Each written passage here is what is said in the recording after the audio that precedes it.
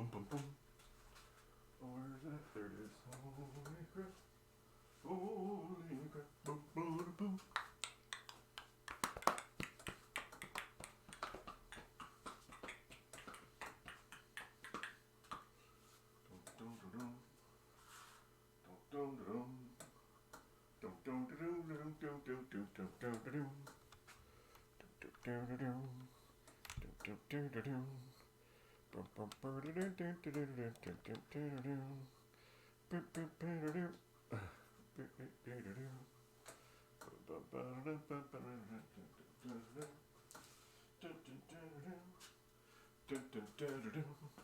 Howdy, howdy, howdy, howdy, howdy. Need my keyboard. Pardon me. Just had dinner and I get a little Gottlieb sound effecty when I eat. I didn't mean to do that. Apologize. Hi. Hello.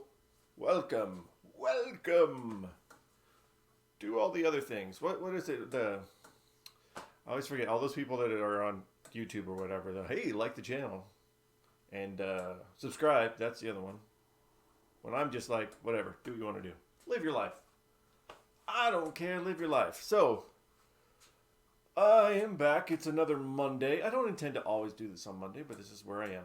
I am trying to bide some time until our last delivery truck shows up, which could be in a couple hours, probably. So we got to do some more work on Haunted House. But before I do that, I want to talk about the Defender cocktail. If you remember, we got that Defender cocktail last week, and I completely cleaned out all of the mouse and other critter stuff, kicked all their belongings out, cleaned it out, got rid of the old power supply, and I put in a switching power supply with the Williams converter, which I know sometimes people in the arcade world can be all, well, no, you just rebuilt the old one and it's better than, okay, fine, do that if you want to, but I didn't. I just swapped it out, and I got the game without the monitor on. I got the game to at least give me that beautiful Williams sound. It's sitting back over there right now because I'm still working on the monitor. I redid the monitor's caps. I did the flyback, voltage regulator, hot, all sorts of stuff, and I was able to put the monitor back into the cocktail because I still need to see if there's anything wrong with the game itself, because I can't see it, so I had to do the monitor first so I can do that. But anyway, monitor back in the game, and I got a nice bright line going horizontally across the screen, which means that it is a vertical collapse, a horizontal line on the long part of the monitor, because you know your monitor is a rectangle. Horizontal line across the long part means you have a vertical collapse, and I didn't have the parts for it. I was surprised I actually had a cap kit for this monitor, but I don't have the parts yet, so I had to order it in. I got this old one here. Hold on. This is a very similar chassis it's for a 19-inch and not the 13-inch that we're working on, but this section in the middle here, that's where all the vertical stuff's taken care of, and it's get really dark and hot. Obviously, you can see by these giant heat sinks. And yeah, so I have to get the new transistors and a new resistor because I'm just going to redo it all anyway. But before we get into Haunted House, because we're going to get into that,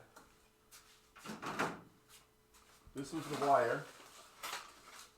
I know the lights are dark behind me. This was the wire that was on the cocktail. So first of all, I'm assuming that this part is the original. That's fine. That's the original wire that came with. But this end is not original. So first things first, get rid of stupid 2-prong plug. You need a 3-prong ground. But we go down this wire anyway. And I was like, oh, that's nice. That's nice. Ooh, gets a little chewy right here. Oh, it gets even more chewy. Oh, even more chewy. Okay, well, all right. No, this is getting, it's getting really bad now. Oh, that's not good at all. Oh, yeah, that's definitely going to be a problem right there. Anyway, yeah, completely chewed up, which remarkably none of the other wires were chewed up, just this one. So I got a new wire on it. But anyway, this is in the trash. I just wanted to show you. But before I get into haunted house, I want to go, every time I see somebody taking a monitor out and discharging a monitor, they get part way, and a lot of times they tell you what you're supposed to do, and that's exactly how I learned, but they don't give you everything that you should know. I mean, they do, but they don't. So I want to just go over this monitor real quick. Where is my controls? So the monitor's sitting over here. So we're just waiting, and luckily it's a little 13-inch, so it'll fit on my thing. So we're going to assume that see if you can see me in here. Kind of see my head. We're going to assume that the monitor is inside the cabinet, okay? It's not sitting out on the desk like this. You have to discharge the monitor before you touch it, because even with it unplugged and turned off and unplugged, it still holds a charge. That's basic things they always tell you.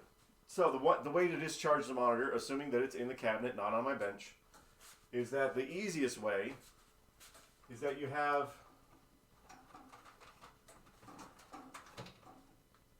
let me get this. Did I plan to do this? No, I don't know. This is a last minute thing. Easiest way is that you have yourself a wire like this, one on each end. You attach this to ground, which the chassis, excuse me again, still a little haunted housey. All right, okay, all right, shut up, I'm trying to talk. And then you get yourself maybe not as big a screwdriver as this, but it's a big screwdriver, and you attach the other probe to the end of the screwdriver, wrap it around with tape so it doesn't want to fall off. And the most common way that they discharge monitors on everything is that you take this and putting your hand in your pocket so you're not running anything to ground. You don't want to touch anything while you're doing this. That's on there. This monitor's discharged all the way, by the way. That's on there. This is on here, wrapped on. And you just stick this underneath the anode cup without touching anything else until you hit metal. If it's a monitor that you've just turned off and unplugged, it'll pop like a little firecracker snap. If you don't want to feel that or hear that, just wait a while. Don't do this immediately. Just wait a while. It'll dissipate at least a little bit, but you still have to do it. But anyway, you stick that under there. You may have to do it a couple times because it holds a charge or whatever, and you do that. That's fine and all. You got one game. This is all you're doing. If you're actually doing this stuff all the time, don't use this. Use one of these. You're going to need this anyway for voltage, but these things, besides the fact they look really cool, I like the way that it looks, this slowly brings the power out. It doesn't pop it out. And if you have a video game that is a vector monitor like Asteroids or Omega Race or Tempest, you should not ever be trying to discharge it with a screwdriver. You should only discharge it with this. It's too much of a abrupt discharge to discharge a vector monitor with the screwdriver. You should only use this. Yeah, a little pricey, but it looks cool and it brings the power down slower. So same concept. You take this, clamp it on there real good, hand in your pocket, not touching anything. This little thing's going to go underneath the cap, and the biggest difference is when you go underneath the cap is that you'll see this meter jump up for a second and then slowly come back down. And it'll tell you that it's discharged because it won't pop like a firecracker. It'll just kind of sizzle like zzz, and go out. And you can do that a couple times just to make sure that it's not discharged. But anyway, the whole point of this entire thing was that the screwdriver trick is okay for raster monitors only, not vector, and only if maybe you have a couple of machines. If you have a lot of machines and you're going to be doing a lot of it, just get one of these. It is so much cooler. It's just a high voltage probe meter, but you also, while it's on, there's a way to measure to make sure you get the right voltage, but whatever. But anyway, get one of those.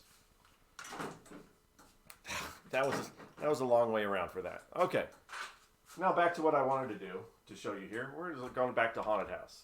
That was our little bit, because we're waiting on parts. So we're doing a haunted house today.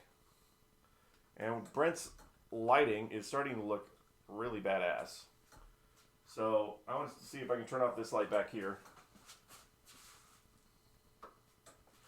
So you get a much better look at the lighting we got going on.